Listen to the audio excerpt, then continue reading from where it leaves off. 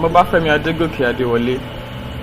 I work with Laser Engineering PVT Lab as a PVT engineer and also as a field engineer. I'm a product of the Laser Petroleum Geoscience School. I came to Rivers State as a core member.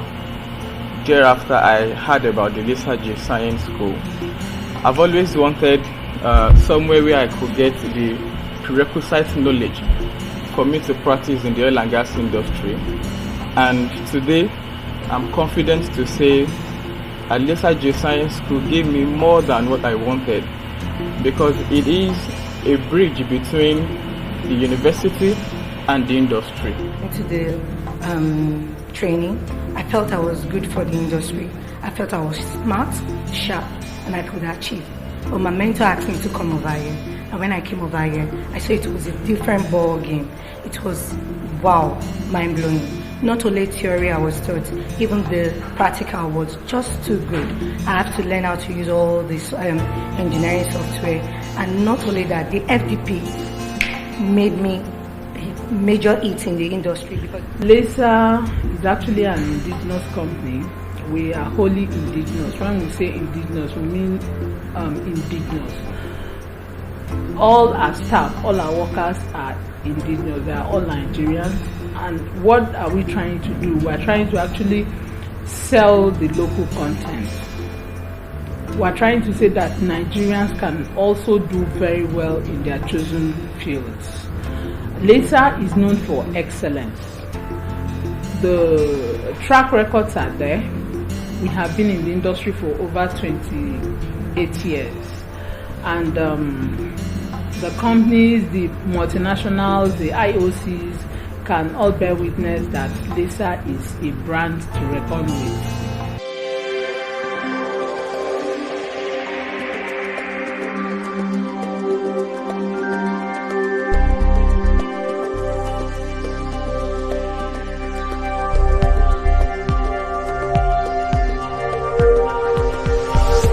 Kind of situation, you know that this reservoir is not what? It's not a gas reservoir, it's an oil reservoir.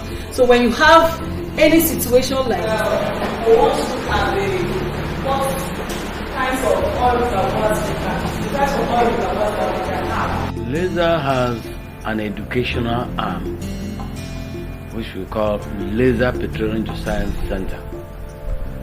Now, this center is actually meant to train what I call geoscientists. And the mission of Laser Petroleum Geoscience Center is simply to establish a center of excellence in practical geosciences, education, and research that will produce world-class geoscientists and oil and gas business leaders that will properly harness our abundant oil and gas resources in an efficient and sustainable manner, and to the satisfaction of all stakeholders. Here where we are is the Slickline workshop. Slickline services is one of the activities that we do here in Laser Engineering. And in Laser Petroleum Geoscience School, we have a course, Fundamentals of Slickline Operations.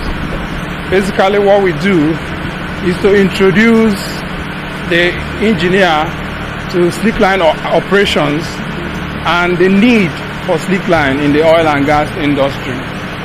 We want to train the engineer to know what the slickline can do in the oil and gas, to know about the slickline unit, to understand everything about the slickline unit, the pressure control equipment, the downhole tools that we use in our operations, and then some other accessories that we use in the course of executing slickline operations. In this course, we actually introduce the engineer to the theoretical aspect and then also to the practical aspect of the course. We do 50% theory, and then the other 50% is hands-on on the manipulation of the downhole tools, how you can service your tools, how you can get them ready and fit for purpose for the work. Really nice experience I had. We were the first students in 2007 when the school kicked off. did an intensive training for 1 year.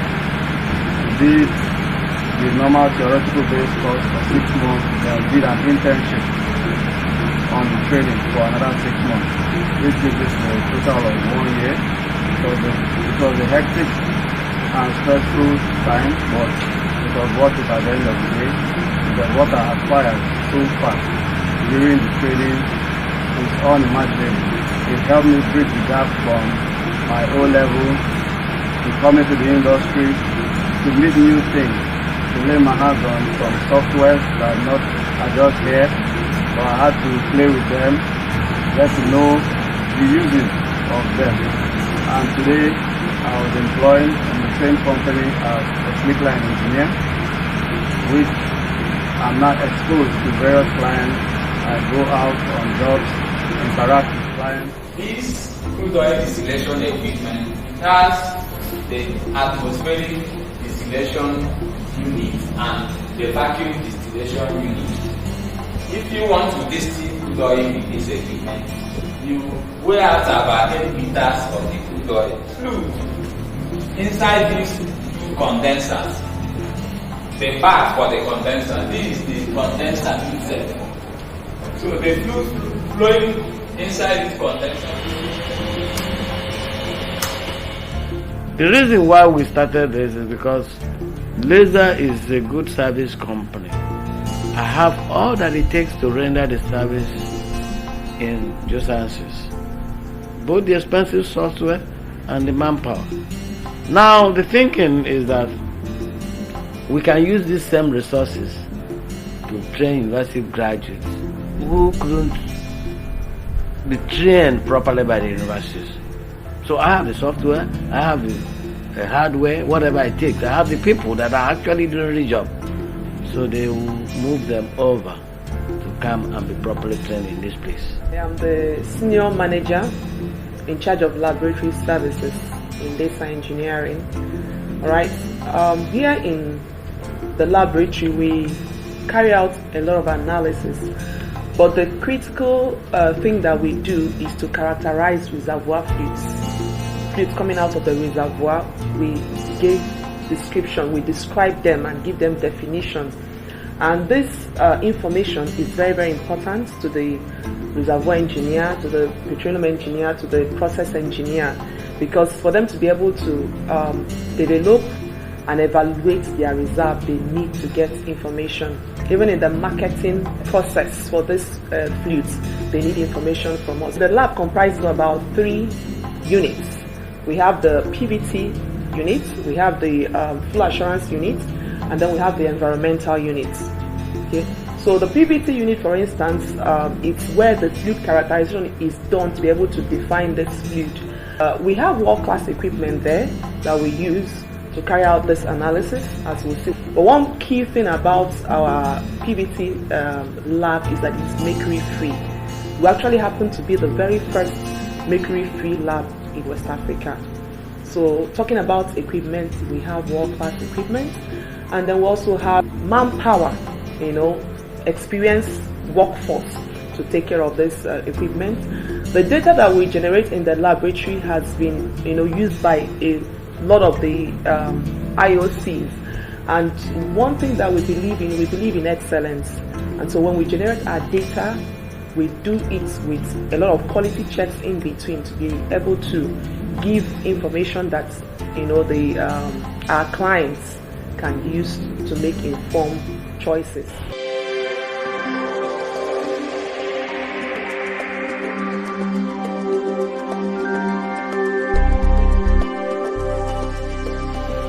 This equipment is known as Reservoir Fluid Particle Analyzer, that's RFP.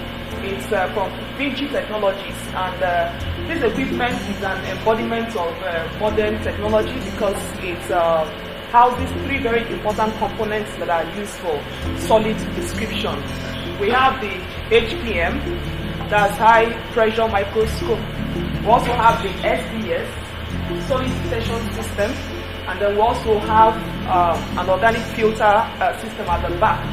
Now what this equipment does is that it tells us whether we're going to have issues with solid deposition at our well is being flown from the reservoir up to the surface facilities. So with this equipment, we can be able to tell whether we're going to have issues with wax precipitation or even asphalting precipitation. With this equipment, we'll give our clients the wax appearance temperature. That's the temperature at which the first crystals of wax will come out of the oil. And we can also give them the asphalting onset pressure. That's the pressure at which the first solid asphaltings will populate out of oil. And then we can also do what we call bulk filtration with this equipment. So this equipment is the summary of it is that this equipment is used for flow assurance purposes. In order to assure our client that as they flow your fluid, you might have solid deposition or you might not have solid deposition. So this is key in order to be able to design their facility. Here with me is the PVT cell. This PVT cell is the equipment we use to analyze the crude oil and gas to generate the fluid properties that will be needed for reservoir management. Here, this cell can take either crude oil or gas and analyze for different tests we use to generate these properties that will help you know how the fluid behave in terms of phase. So this equipment, the maximum pressure rating is 10,000 psi and the maximum temperature is 200 degrees C. So with this very high range for pressure and temperature, you can study all types of fluid in this laboratory, and with that you generate the properties needed for the reservoir engineers to manage the reservoir. This equipment is a crude oil distillation equipment. It's an equipment used to separate crude oil to the different fractions that are made up in it, like the liquefied petroleum gas, the petrol, which is gasoline, the kerosene, the diesel, and the lubricating oil, finally the residue that is used for construction of road. So with this equipment, the crude oil sample will be separated, and with that you can get the different ratios that are making up this crude oil. The fraction of it that is LPG, the fraction of it that is gasoline, and the rest of it. I'm the gas chromatographic unit supervisor.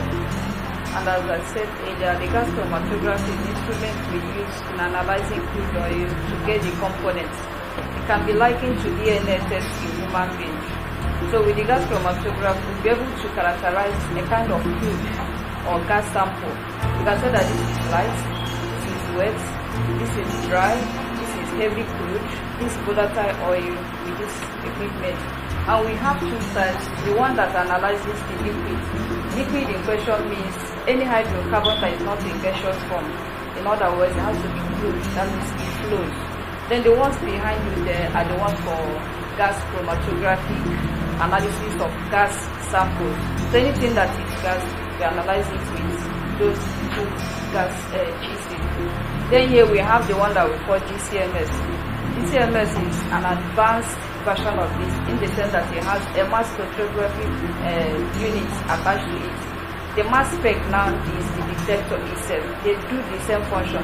But this one, like when you hear about pollution, when they break pipe and all that, all the environmental components that might be of interest for the environmental analyst or the regulatory body like EPR, we analyze it with this. So we use it basically for volatile organics or environmental particles, but the sample basically are sample from polluted sites, environmental area. In other words, it helps to analyze the harmful organics that might be harmful to the environment or to the people that stays around them. I'm here to introduce the core flooding equipment, which was recently acquired from Paula. And the primary function of this equipment is to simulate what happens in the reservoir. Usually we have high temperature, high pressure conditions in the reservoir, and then conducting experiments under that condition on the surface usually intervenes. But with this equipment, all of that challenge has been taken care of. So this is a core flooding equipment it has a separator, and we have chambers. While producing your food, we have oil, water, gas. And so we have 3 chambers here, accumulators for oil, water, gas, and then we have the core holder, which houses your core sample. And we can go as far as 15,000 psi with this system, and then what a 150 degree C, just to simulate what you have in the reservoir. In fact, we can use this for relative permeability experiments. We can also use it for enhanced oil sorting experiments. Even compatibility tests can be done. And the control setup, some part of the equipment is automatically controlled. Over here, this is the screen. We put a lot of control of what happens there. The manual one and we can get our template right out. So this is what the core plugging equipment is particularly.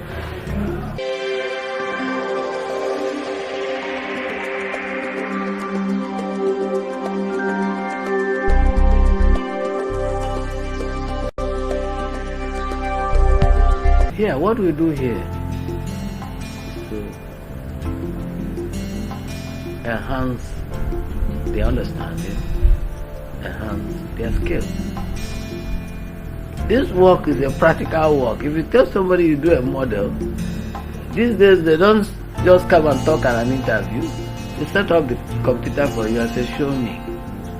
Unfortunately, I'm sure there's some universities are probably doing computer literacy courses without actually allowing the students to physically touch the computer, because it's a GS course, maybe 2,000 in the class. How are you going to cope?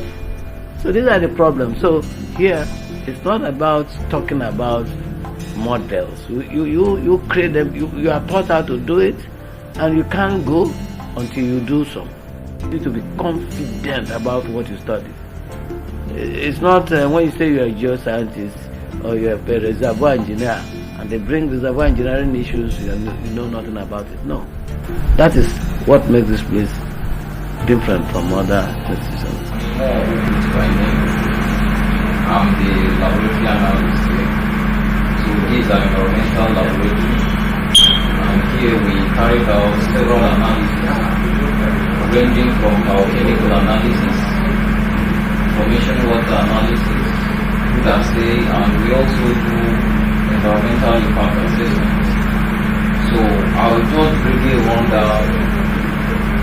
a rundown of these analyses that we carried out in Limted. So when I talk about biochemical analysis, for instance, when we have oil spillage in an environment, it may be on the land, it may be on the water.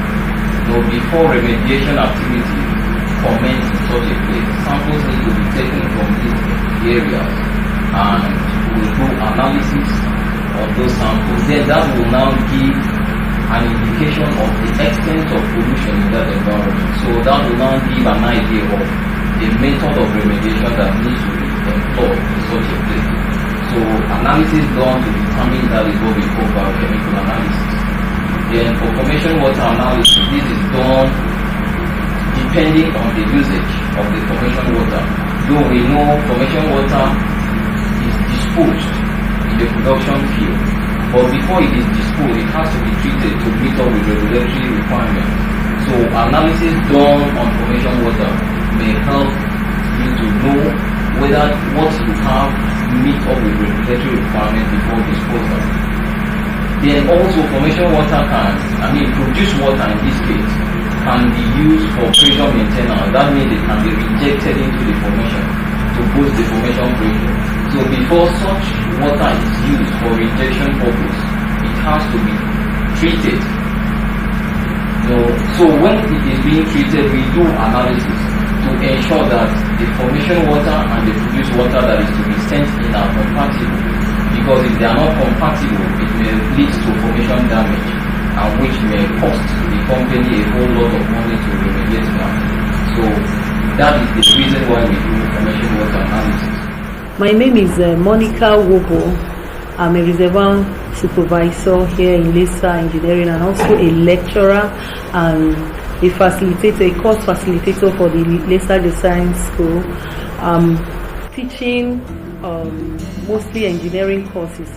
I want to tell us that Laser Geoscience School is a specialized school that is specialized in grooming young graduates in the area of subsurface studies.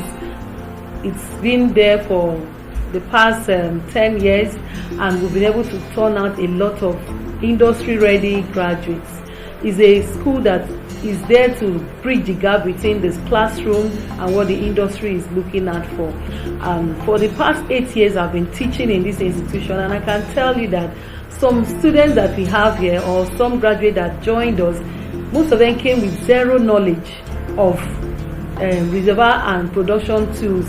But by the time they left here, they were experts, and some of them are well placed in companies, major oil producing companies and some indigenous producing companies.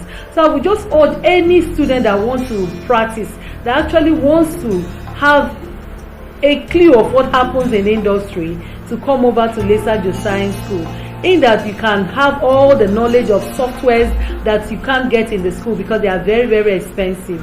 You can learn them with us here. We have softwares like petrol, like material balance software, petroleum analysis software. There are so many of them, we can't count them. So, but in Laser Engineering, you can have them all in one pack. My name is Uche Chukwusa. I'm a geoscientist and also an instructor at the Laser Petroleum Geoscience Center. Laser Petroleum Geoscience Center is currently offering a 6-month intensive geoscience and petroleum engineering training program, and those who are eligible for this program include HND graduates, BSc graduates, and those who have bachelor in engineering. So this set of graduates can actually take advantage of the quality training we offer. The Laser Petroleum Geoscience program is structured in a modular form. We actually have 4 modules. Module 1 is the general module, where you take courses like general health, safety and environment course. You take courses like technical report writing and presentation skill, leadership and management skills, and entrepreneurship skill, introduction to petroleum industry course. And then we have the module 2, which is the theoretical module. So in that module, we take you through a lot of theoretical courses, which includes courses like elements of seismic interpretation, reservoir geology, reservoir engineering, formation evaluation, and a number of them. And then when you are done with that module, we take you into the module 3, which is the practical module. So the practical module will take you through a lot of industry-based courses. We're going to expose students to the use of industry softwares like Petrel, Eclipse, Embal, and the rest of them.